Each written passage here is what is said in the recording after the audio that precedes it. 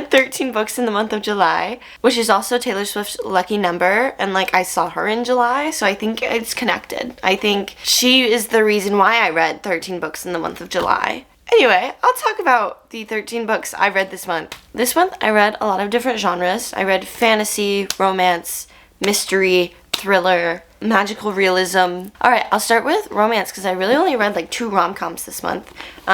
So I read Will They or Won't They by Ava Wilder, and I enjoyed it. I mean, I give it 4 stars. It is about an actor and an actress that are like the leads in this TV show, and they dated once upon a time, but it ended kind of messy, and they don't get along.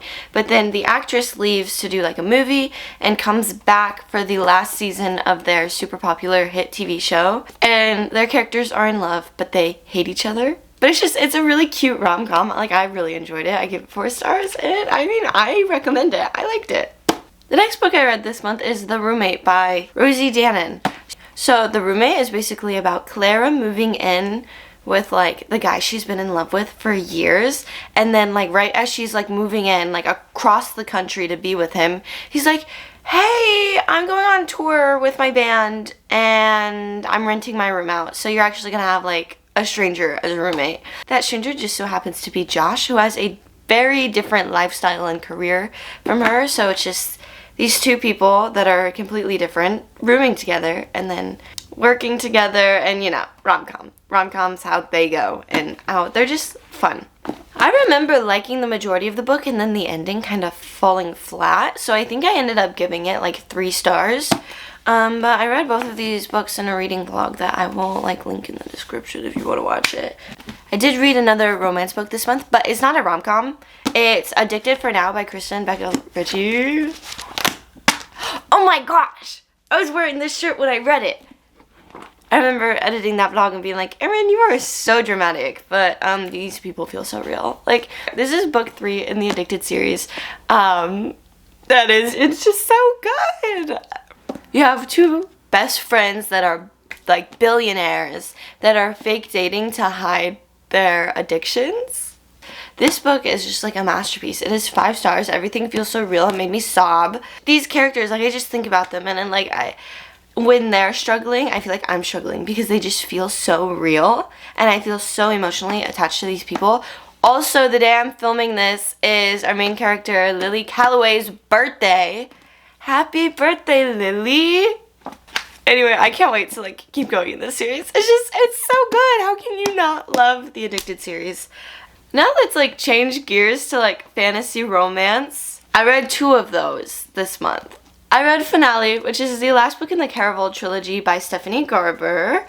I gave this like 4.5 stars. I just love Stephanie Garber's writing and her characters and just like the world she makes. It feels so fun, and it's very fairy tale-esque. It's like a very light fantasy. Like, if you're thinking about getting into fantasy, I feel like Stephanie Garber's books are pretty good to just get into because they're not very confusing, and it's just kind of like magical, and like there's these fates which are kind of like gods almost, but they're not gods, they're fates. Caraval trilogy is centered around this game called Caraval, which is sort of like a carnival type setting, but it's like a game. So it's kind of like a game filled with riddles and like scavenger hunt stuff, but the magic in the game makes it feel so real to the point you have a hard time like understanding what's real and what's just like a part of the game, and it's very, very intense. But I really like it. Yeah, I give it 4.5 stars. How can you not? This is so, so good. So this is actually the first book that I read this month. It's the longest book I've ever read. Oh, okay. This book is 750 pages. Never read anything longer than this.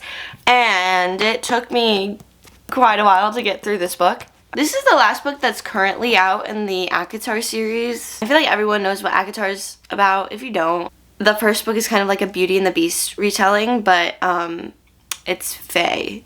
I gave this 4 stars, 4.25, 4.5, 4, somewhere in that range, okay? I think this book is really good. but it didn't give that 5-star feeling. I don't know. It's a feeling. You know the feeling. It's a feeling. And this book is told in like Nesta's perspective, which I really like Nesta's perspective. I'm like, okay, yeah, that's a slay. We like Nesta. I've been putting this book off for months, but I saw a TikTok where someone's like compared it to The Exit by Conan Gray. The part where he says feels like we had matching wounds, but mine's still black and bruised and yours is perfectly fine. Someone compared this book to that, and it totally is. It like 100%, I'm reading it, I'm like, oh, this is definitely The Exit. So I really enjoyed that because I love Conan Gray. Like, how can you not? He's like, so slay. I feel like this series, the books aren't terribly hard to understand, but they're just so long. Anyway, A Court of Silver Flames, yeah, I think it was a pretty good book, but it's not my favorite in the series. I think I liked A Court of Mist and Fury and A Court of Wings and Ruin more than this book, but I still think it's good, and I still like the characters, and I do have to say my favorite bad boy is Asriel, and I'm waiting for him to get a book. Another book I read this month was Rock, Paper, Scissors by Alice Feeney. I'm not a thriller girly, and I tried to be one. I was like, you're gonna read a thriller, and you're gonna like it, and I didn't like it. I tried so hard, okay? I don't like the feeling of reading thrillers. I don't like being spooked. I would rather not be reading something that makes me feel wildly uncomfortable the whole entire time. That being said, the ending of this book was absolutely insane and blew my mind. So then I was like, oh, well, that's a really good ending. I need to rate it high. But at the same time, I did not have a good time reading this, so I gave it 3 stars. But like thinking back to it, maybe I should give it like a 2.5 because that ending like really deserves it to go up. But at the same time, why would I read this for fun again? I would never read this for fun. I don't think I'm gonna go back and read a whole bunch of thrillers because I don't think it's for me. If you like thrillers, you'll probably like this if you like thrillers. The ending's crazy. I didn't see it coming. I thought I figured it all out. And I was like, oh, this isn't predictable at all. And then it didn't have it figured out. We have a husband and wife who go on a little trip to a cabin to sort of save their marriage. It's like a little weekend getaway together to save their marriage. And it just goes wrong. Basically, that's what happens.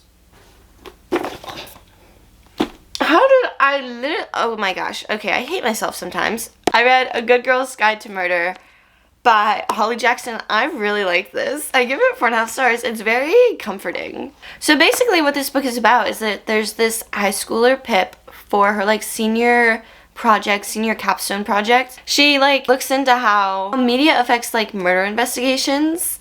And then next thing you know, she's not looking into that, and she's more so looking into how she thinks the person that is like guilty of it, how that she thinks that they're actually like innocent. I like the characters. Like Pip and Ravi are so likable. I've only read like a couple of mystery books, but this was a lot of fun, and it's my favorite mystery book I've read.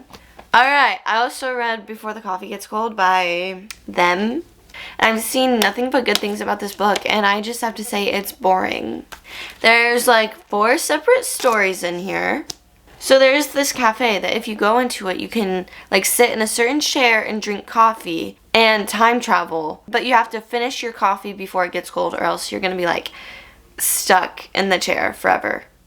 But the thing is, if you like go back in time, you can't change the outcome of how like events happen. So I have a lot of friends on Goodreads that I go to school with that love this book and gave it 5 stars. And I was so scared to rate this low because I was like, oh, they're gonna hate me in book club. But like, I just thought it was boring. Like, I think it's good. Like, they're good stories, I guess, but I don't think they're very intriguing. I wouldn't give it 5 stars. But I know some people absolutely sob when reading this.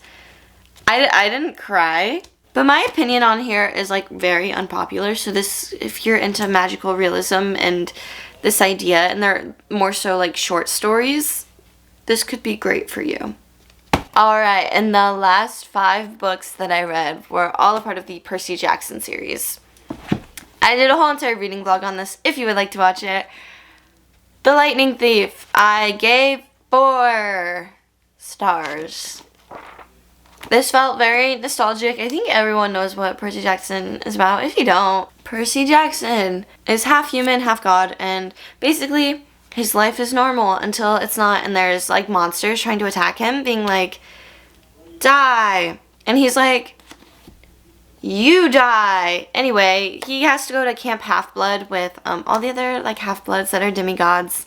He does that and trying to like figure out who his dad is, which I'm pretty sure everyone and their mom knows who his dad is. Spoiler alert, he's on the cover. But basically Zeus's lightning bolt goes missing and he has to like find it and like return it and prove God's innocence and like figure out who the thief is.